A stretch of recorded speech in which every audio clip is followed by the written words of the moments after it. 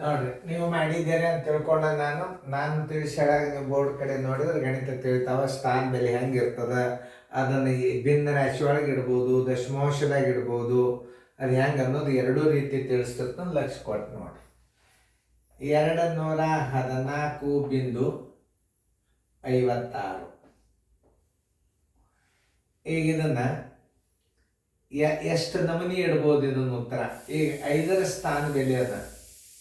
5ರ ಮೌಲ್ಯ ಸ್ಥಾನ ಎಷ್ಟು ಅಂದ್ರೆ ಬಿಂದುದ ಮುಂದೆ ಒಂದೇ ಅಂಕಿ ಅದ ಅಂದ್ರೆ ಇದು ನೋಡಿ, ಇದು 0.5 ಅಂತ ಉತ್ತರನೂ ಬರ್ಬೋದು.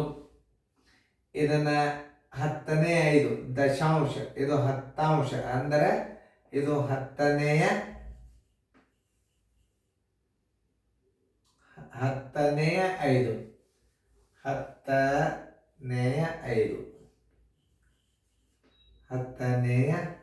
5 ಹಿಂಗೂ ಬರಿಬಹುದು. ಇನ್ನೊಂದು ಹಿಂಗೂ ಬರಿಬಹುದು. 10ನೇ 5ಗಳು ಇದನ್ನು ಹಿಂಗೂ ಬರಿಬಹುದು. ನೋಡಿ, ಇದನ್ನ ಸರಿಯಾಗಿ ಅರ್ಥ ಮಾಡ್ಕೋಬೇಕು. 10ನೇ 5 ಇದು 10ನೇ 5 ಭಿನ್ನ ರಾಶಿ ಒಳಗೆ ಇಟ್ರಂದ್ರೆ ಹಿಂಗಿಟ್ಟಿರ್ತಾರೆ, ಶೇಕಡಾದಾಗ ಹಿಂಗಿಟ್ಟಿರ್ತಾರೆ. ಇವೆಲ್ಲ ಏನು, ಇಷ್ಟು ಉತ್ತರಗಳನ್ನ ನಾವು ಕಂಡು ಹಿಡಿಬಹುದು. ಇದೇನದ ದಶಾಂಶದ 5.0.5 10ನೇ 5 ಅನ್ಬೋದು, 10ನೇ 5ಗಳು ಅನ್ಬೋದು, ಹಿಂಗೂ ಅನ್ಬೋದು. 5 10ಅಂಶನ್ನ ಭಿನ್ನ ರಾಶಿಯಾಗಿ ಬರಿಬೋದು. ಇದನ್ನ ಇನ್ನೊಂದು ರೀತಿ ಒಳಗೆ ಬರಿಬಹುದು. 50% ಬರಿಬಹುದು. ಎಷ್ಟು ನಮೂನಿ ಬರಿಬಹುದು ಇದನ್ನು ನೋಡಿ. ಭಿನ್ನ ರಾಶಿ ಇದಂತೂ ಉತ್ತರ ಅಂತೂ ಏನಾಯ್ತು, 10ನೇ 5 ಸಿ ಅಂತೂ ಹಾಕ್ರಿ. ಈಗಂತೂ ಉತ್ತರ ಸಿ ಬಂತು. ಇದನ್ನು ಹಿಂಗೆ ಬರಿಬಹುದು, 0.5 ಬರಿಬಹುದು ಉತ್ತರದಾಗ. ಇದನ್ನು ಹಿಂಗೆ ಬರ್ದಾರ. ಆಮೇಲೆ ಭಿನ್ನ ರಾಶಿ ಒಳಗೆ ಕೇಳಿದಾರೆ ಅಂದ್ರೆ ನೀವು ಹಿಂಗೆ ಬರೀರಿ. ಇಲ್ಲಿಕ್ಕೆ 5 1ಲೇ 5 2ಲೇ ಬರೀರಿ, ಅಥವಾ 50% ಅಂತ ಬರೀರಿ.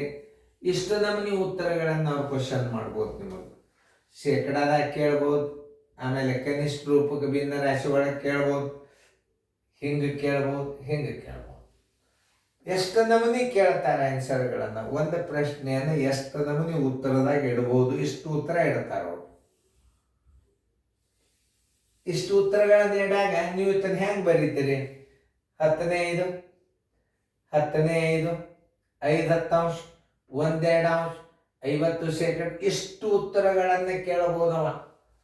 5 10ಅಂಶ ಅಂದ್ರೆ ಏನಾಗ್ತದ ನೋಡಿ. 5 10ಅಂಶ ಅಂದ್ರೆ 5 10ಅಂಶ ಆಯ್ತು, 1/2 ಅಂಶ ಆಯ್ತು, 50% ಆಯ್ತು.